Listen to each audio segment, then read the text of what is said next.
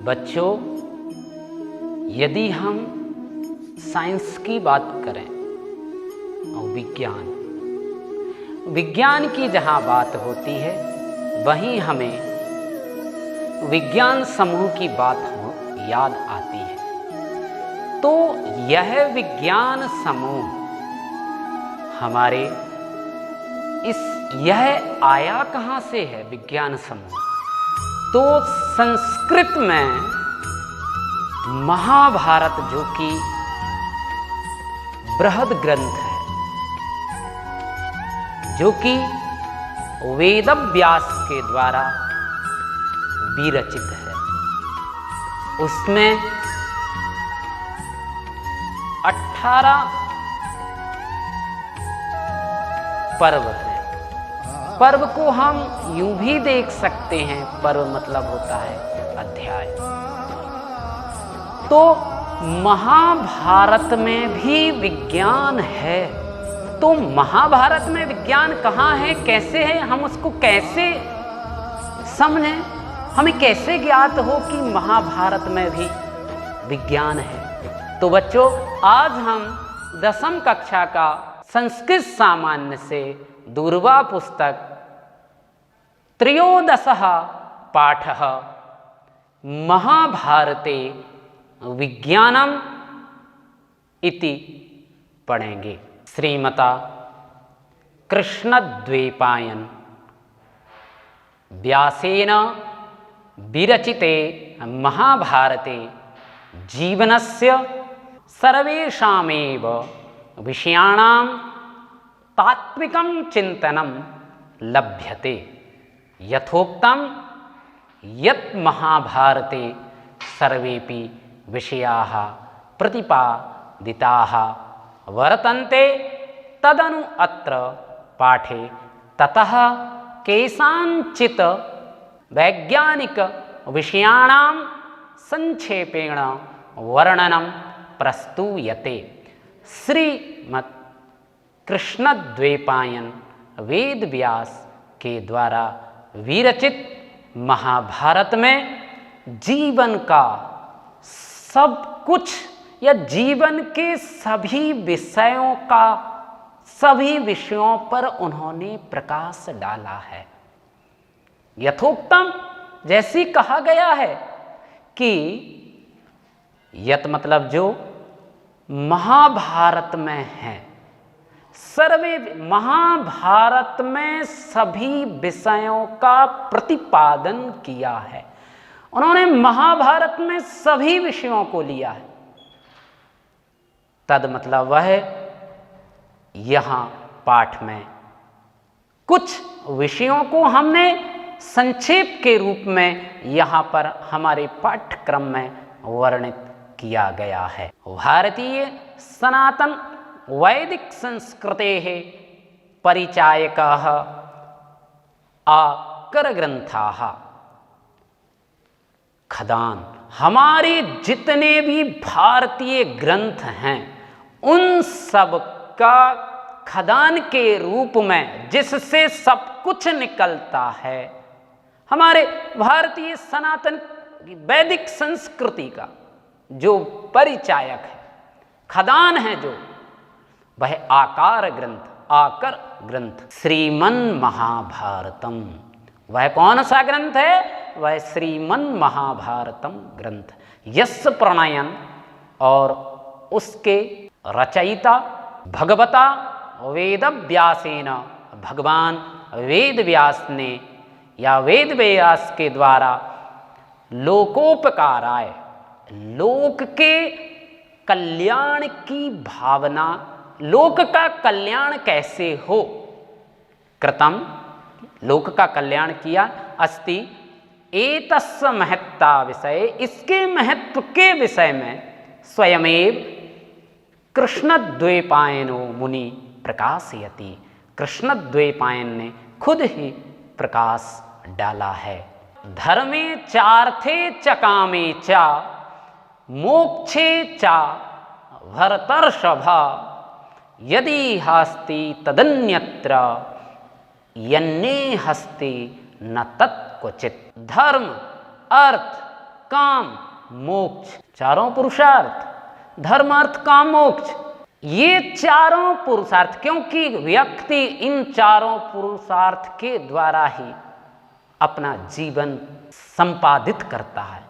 यदि हस्ति तदन्यत्र, जो कुछ है वह महाभारत में है।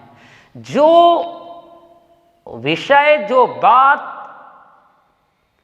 महाभारत में नहीं है वह अन्यत्र भी नहीं है।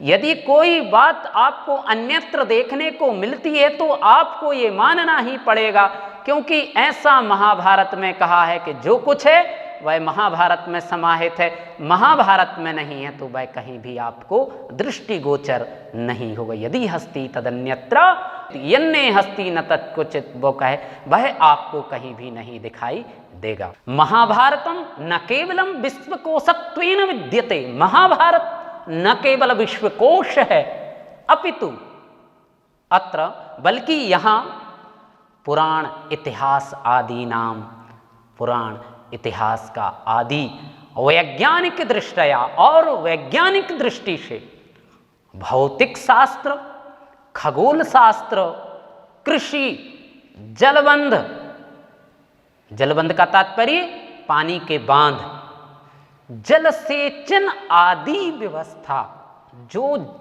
खेतों में पानी देने की जो व्यवस्था है वह हमारे महाभारत में बहुत सुंदर तरीके से वर्णित किया। रसायन शास्त्र, केमिस्ट्री, वैद्यक शास्त्र, लौह शास्त्र, वस्त्र निर्माण, शस्त्र निर्माण, संचालन विधि इत्यादि वह विषयाः ज्ञान विज्ञानोपेताः वर्णिताः सन्ति। वह सभी विषय ज्ञान विज्ञान महाभारत में वर्णित हैं। तेषु केचन विषयाः, उनमें कुछ विषय अत्र उदाहरीयन्ते, यहाँ पर कुछ विषयों को उदाहरण के रूप में हमने लिया है, या हमारे पाठ्यक्रम में उदाहरण के लिए कुछ विषयों को लिया गया है। भौतिक शास्त्रम वस्तूनाम अन्य सापेक्ष, अन्य सापेक्ष मतलब निर्भर होकर, वस्तुओं का निर्भर होकर चलनम इत्येषः विचाराः भौतिक शास्त्रे अतीव प्रसिद्धाः, भौतिक शास्त्र में बहुत ही प्रसिद्ध है। महत् बड़े आश्चर्यस्य विषयोयम, यह बहुत बड़े आश्चर्य का विषय है।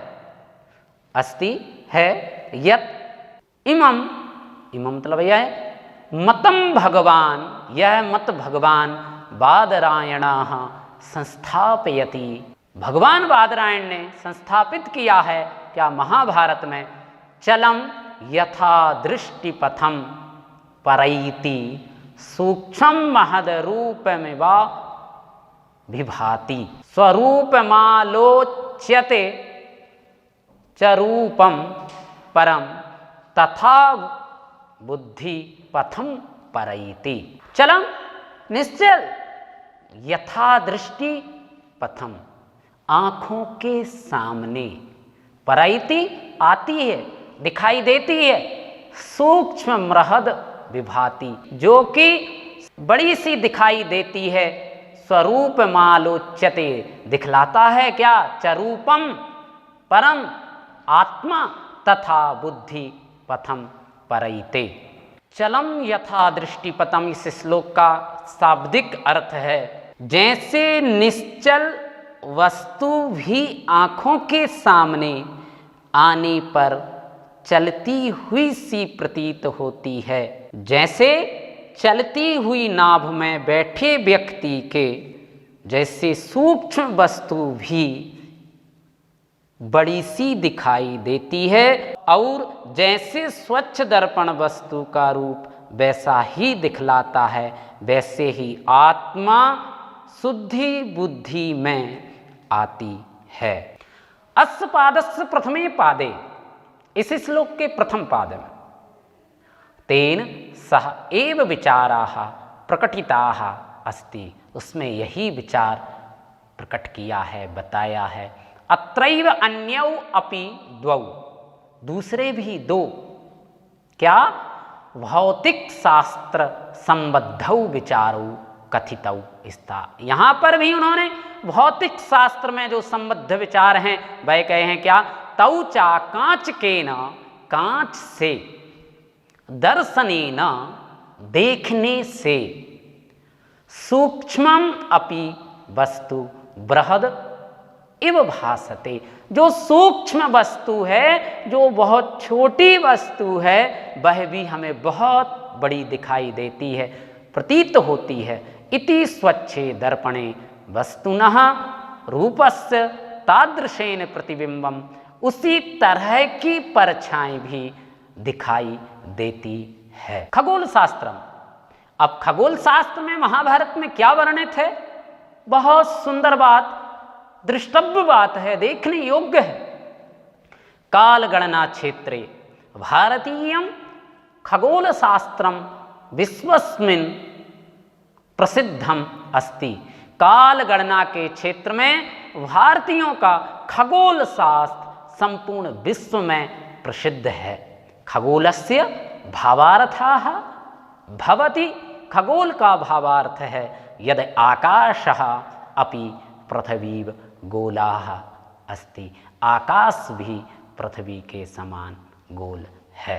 अपि पृथ्वीव, यद आकाशा अपि, आकाश भी, पृथ्वीव गोलाः अस्ति, पृथ्वी के समान गोल है। महाभारते तु विप्लम सेकंडम इति, महाभारते तु विप्लम सेकंड इति आंग्लीयानाम ना, अंग्रेजी नाम से प्रसिद्धम इत्यस्यापि विभागाः कृता दृश्यते, यह भी विभाग यहाँ दिखाई देता है। क्या दिखाई देता है, यथा जैसे काष्ठानिमेषा 10 पंच चैव त्रिंशत्तु काष्ठा गणयेत् कलां ताम 30 कालाश्चापि भवेन् मुहूर्तो भागः कलाया 10 यः स्यात्। बड़ा सुंदर श्लोक। काष्ठा 18 निमेष की संख्या, निमिष 18 निमिष की संख्या, निमेषा नेत्रों की पलक गिरने का समय, जो कि हमारी जो आंख की जो पलक है, जो जैसे ऊपर नीचे होती है, पलक गिरने का समय 10 पंच चैवा 15 30 गिननी चाहिए। देखिए खगोल शास्त्र का कृत कितना बृहद सुंदर वर्णन महाभारत में।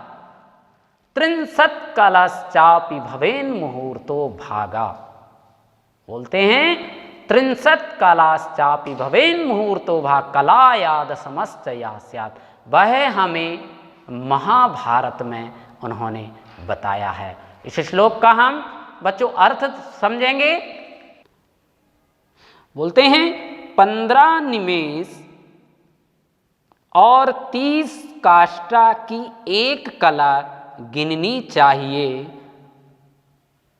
30 कला का एक मुहूर्त होता है, उसके साथ कला का 10वां भाग और सम्मिलित होता है, अर्थात 30 कला और 3 काष्ठा का एक मुहूर्त होता है। बड़ी सुंदर बात महाभारत में वर्णित। इयमेव, इसी प्रकार बोलते हैं, इयमेव इसी प्रकार सूर्य चंद्र ग्रहण विषय श्या, इसी प्रकार सूर्य और चंद्र ग्रहण के विषय में भी संबंधित खगोल शास्त्र खगोलीय घटनायाः वर्णनम अपि महाभारतकाराः वेदव्यासाः करोति। महाभारतकार वेद व्यास ने सूर्य चंद्र की ग्रहण की जो गणना है उसका खगोल अपने महाभारत में, महाभारतकार वेद व्यास ने भी उसकी गणना अपने महाभारत में की है। कृषि जल बंद जल सेचन आदि व्यवस्था। देखिए महाभारत में कृषि जल बंद जल सेचन आदि की क्या व्यवस्था थी महाभारत में, जो वर्णित किया है, जलमेव जीवनम, जल ही जीवन है। इत्युक्त्वा, यह कहावत सर्वविदित है, सिद्ध्यति यत जलम बिना जीवनम कथमपि, जल के बिना जीवन कुछ भी नहीं है। न संभवम जलम न भविष्यति, यदि जल नहीं होगा, चेत तदा, तो तब धान्योत्पत्ति कथम भविष्यति, तो धान्य कैसे होगी। अतः जलबंधन पूर्वकम विशाल जलराशिम संकल्य, संकलित मतलब एकत्रित करके, एकत्रित करके, तस्य सम्यक रूपेण सेचनादि व्यवस्था करणीया, बांध हमें बनाकर जल सिंचन की व्यवस्था, खेतों में पानी देने की व्यवस्था महाभारत में। एतदर्थम सत्यवती सुताः महाभारते उल्लिखति, उन्होंने महाभारत में बड़ी सुंदर व्यवस्था लिखी है। क्षेत्रम ही रसवत शुद्धम कर्षकेणोपपादितम ऋते वर्षम न कौन्तेय जातु निवर्तयेत् फलम। क्षेत्रम शब्दार्थ देखेंगे श्लोक के। क्षेत्रम, क्षेत्र मतलब खेत, ही रसवत सरस, भले ही खेत पानी से, पानी की अच्छी व्यवस्था है, खेतों में भले ही पानी दिया हुआ हो, रसवत पानी दिया हुआ हो, शुद्धम कर्षकेणा, कर्षकेण मतलब किसान के द्वारा जुताई और सिंचाई करके बनाया हुआ हो, खेत भले ही बहुत विस्तृत करके सिंचाई और जुताई और सिंचाई के लिए बनाया हुआ हो। ऋते मतलब बिना, बिना वर्ष न कौन्त्या, वहां कहते हैं हे अर्जुन, भले ही खेत बहुत अच्छा रसवत हो, सरस हो, किसान ने जुताई और सिंचाई के लिए भले ही खेत बनाया हो, लेकिन वर्षा के बिना कभी कभी निवर्तयेत् फलम, यदि वर्षा ना हो तो वह खेत किसी काम का नहीं होता।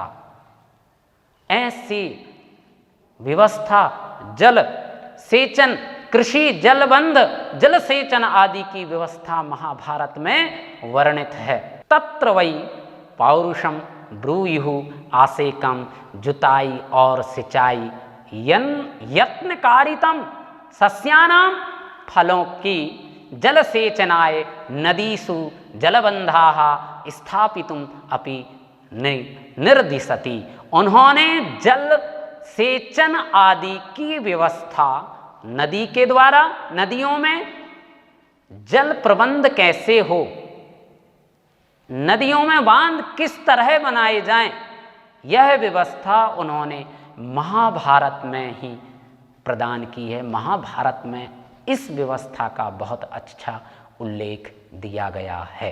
अब महाभारत में रसायन शास्त्र कहाँ है, तो बताते हैं महाभारत में रसायन शास्त्र की भी बहुत सुंदर व्यवस्था की है। महाभारत काले रसायन शास्त्रस्य पर्याप्ताः विकासाः अभवत्, महाभारत में भी रसायन शास्त्र का पर्याप्त विकास हुआ। तस्माद् एव, उससे ही औषधि विज्ञानम, औषधि विज्ञानम धातु शास्त्रम चा विकसितम, उससे ही औषधि विज्ञान, धातु शास्त्र का विकास हुआ। वेद व्यासाः कथयति, वेदव्यास ने कहा है, रसायन विदश्चैव सुप्रयुक्त रसायना दृश्यन्ते जरया भगना नगा नागैरिवोत्तमैः। बड़ी सुंदर श्लोक के द्वारा वेदव्यास बताते हैं कि रसायन शास्त्र का क्या उल्लेख है महाभारत में। रसायन रसायन विदश्चैव, रसायन शास्त्र के जानकार, सुप्रयुक्त रसायना, अच्छी प्रकार से प्रयोग करके, दृश्यन्ते दिखाई देते हैं, जरया वृद्ध अवस्था, भगना का अर्थ है टूटे, नगा वृक्ष, नागई रिबोत्तमयी नाना विधानाम सुगंध द्रव्याणाम निर्माणार्थम। बोलते हैं तरह तरह के सुगंधित द्रव्यों का निर्माण, पुष्पाणाम तैलस चा उपयोगा, पुष्पों के द्वारा तेल का कैसे प्रयोग किया जाए। तदा नीन तनाहा, उस समय के जनाहा कुर्वंती, कैसे करते थे उस समय के लोग, कैसे करते थे, तैल इत्यादि सुगंधी द्रव्यों का कैसे प्रयोग करते थे, उपयोग करते थे। तिल सरस तलैस्य, सरसों का तेल, बहुशा उल्लेखो वर्तते, बहुत जगह इसका हमें उल्लेख दिखाई देता है। वैद्यक शास्त्रम क्या है महाभारत में, मनुष्याः सदा निरोगाः भवेत्, मनुष्य सदा निरोग रहे। अतएव स्वस्थ शरीरार्थम बहवः उपायाः वर्णिताः सन्ति, इसलिए उन्होंने स्वस्थ शरीर के लिए बहुत सारे उपाय वर्णित किए हैं।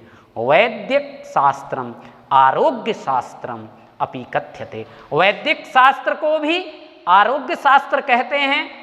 स्वस्थ्य घातकाः ये राजरोगा दयः सन्ति, स्वास्थ्य के लिए जो हानिकारक जो राजरोग हैं, तेषां सर्वथा समनाय, उन्हें हमें रोकने के लिए द्विसप्तति विधाः 72 प्रकार की चिकित्साः करणीयाः, उन्होंने 72 प्रकार की चिकित्सा, राजरोग रोकने के लिए उन्होंने 72 प्रकार की चिकित्सा बताई है।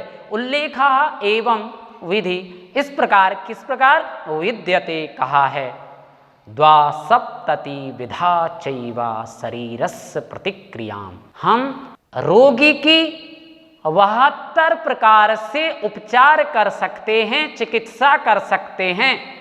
देश जाति कुलानाम चा, किस किस के कैसे कर सकते हैं, देश के अनुसार, जाति के अनुसार, कुल के अनुसार, धर्म के अनुसार समनुवर्णिता, उन्होंने देश जाति कुल धर्म इसके अनुसार हम 72 प्रकार से रोगी का उपचार कर सकते हैं। यह शांति पर्व में, महाभारत के शांति पर्व में यह श्लोक वर्णित है। अब महाभारत में लौह शास्त्रम क्या है, लौह शास्त्रम वयम जानीमः यत सुवर्णम रजतम ताम्रम सीसम त्रपुः, ये धातुओं के नाम, अयम इति नामना धातवाः प्रसिद्धाः सन्ति, इस नाम की धातुएं प्रसिद्ध हैं। आभरण स्वरूपेण, गहनों के रूप में, क्रय विक्रय, क्रय विक्रय व्यवहार साधनत्वेन च सुवर्ण रजतयोः उपयोगिता महाभारते वर्णिता अस्ति, सोने की और चांदी की उपयोगिता महाभारत में वर्णित है। राजप्रसादादि नाम, जब राजमहल आदि बनते थे, निर्माणे बनते थे, ऐसा यही लोहे का, क्या, स्वर्ण और चांदी, लोहे का उपयोगाः भवति, इसमें सोने और चांदी का उपयोग होता था। सुवर्णस्य अग्नौ तापनेन, सुवर्ण को अग्नि में तपाने से शुद्धिकरण क्रमाः, शुद्धिकरण का क्रम, तदानीं तस्य, उस समय के व्यवहारस्य प्रमाणम उपस्थापयति, वह प्रमाण यहाँ पर हैं। यथा ही कनकः शुद्धम तापच्छेद निघर्षणै परीक्षेत तथा शिष्यान ईक्षेत शील गुणादिभि, यह महाभारत के शांति पर्व में वर्णित है। यथा ही कनका, जैसे सोने की, शुद्धम शुद्ध करने, तपाकर सोने को काट कर और पिस कर सोने की शुद्धता करना, परीक्षा की जाती थी। सोने की परीक्षा किस तरह, सोने की परीक्षा तपाकर, काट कर, घिस कर सोने की परीक्षा की जाती थी। देखना ईक्षेत शील गुणादि भी, देखना चाहिए हमें सोने की परीक्षा किस तरह, तपाकर, काटकर, घिसकर सोने की परीक्षा करना चाहिए, ऐसा शांति पर्व में वर्णित है। वस्त्र निर्माण, अब वस्त्र निर्माण भी महाभारत में है। मानवस्य स्वभावोऽयम् अस्ति, मानव का स्वभाव यह है, यत सा लज्जाया, वह शर्म के कारण, शर्म से, स्वकीय अपने, नश्वर अपि शरीरम, जो कि हमारा शरीर नश्वर है, एक ना एक दिन हमारा शरीर नष्ट हो जाना है, तब वस्त्रेण आच्छादितुम, तब भी हम उसको वस्त्र से ढकते हैं, ढकने के लिए इच्छति, इच्छा करते हैं। वैदिक कालाद एव, वैदिक काल से ही वस्त्र निर्माण परंपरा वर्तते महाभारते, वस्त्र निर्माण की परंपरा महाभारत में है। ऊर्ण, कपास, कौशे, कौशे आदि, कौशे मतलब कोसा का कपड़ा कहते हैं ना, वस्त्राणाम, जिसे हम रेशमी वस्त्र कहते हैं, निर्माणस्य तत्र तु स्वापेक्षितस्य, अपनी इच्छा के अनुसार, वर्णस्य, वर्ण के अनुसार, कलर के अनुसार, रंग का, संयोजनस्य मिलाने च वर्णनम मिलति, यह वर्णन महाभारत में मिलता है। जैसे यादृशेन ही वर्णेन भाव्यते शुक्ल अंबरम तादृशम कुरुते रूपम एतदेव मवेहि में, बताते हैं यादृशेन, जैसे, ही वर्णेन, जिस रंग के वस्त्र, भाव्यते, रंगा जाता, जैसे कोई सफेद वस्त्र है, यदि किसी सफेद वस्त्र को आप जिस रंग में रंगना चाहते हैं, वह वस्त्र उसी रंग में रंग जाता है। तादृशम, वैसा ही रंग, यह बात मुझसे अच्छी तरह समझ लो। यह कौन कहते हैं? वेद व्यास कहते हैं कि सफेद वस्त्र को, वस्तुतः हमारे जो वस्त्र बनते हैं पहले श्वेत वस्त्र ही होते हैं, उन श्वेत वस्त्रों पे हम कलर करते हैं, रंग करते हैं। तो वेद व्यास कह रहे हैं कि वस्त्र निर्माण की परंपरा जो महाभारत में है, महाभारत से ही विज्ञान ने ली है, जो कि जिसे हम साइंस कहते हैं।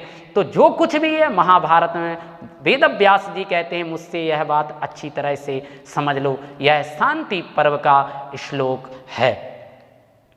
अनेन ज्ञायते, इससे हमें जाना जाता है कि यद इदम लक्षैक पद्यात्मकम, ये जो 1,00,000 श्लोकों वाला ग्रंथ है महाकाव्यम, और इसको हमने महाकाव्य कहा है क्योंकि यह महाकाव्य की श्रेणी के अंतर्गत है। एक तरफ से पुरुषार्थ चतुष्टय प्रकाशकम वर्तते, यह धर्म, अर्थ, काम, मोक्ष, ये पुरुषार्थ चतुष्टय हमें सिखाता है।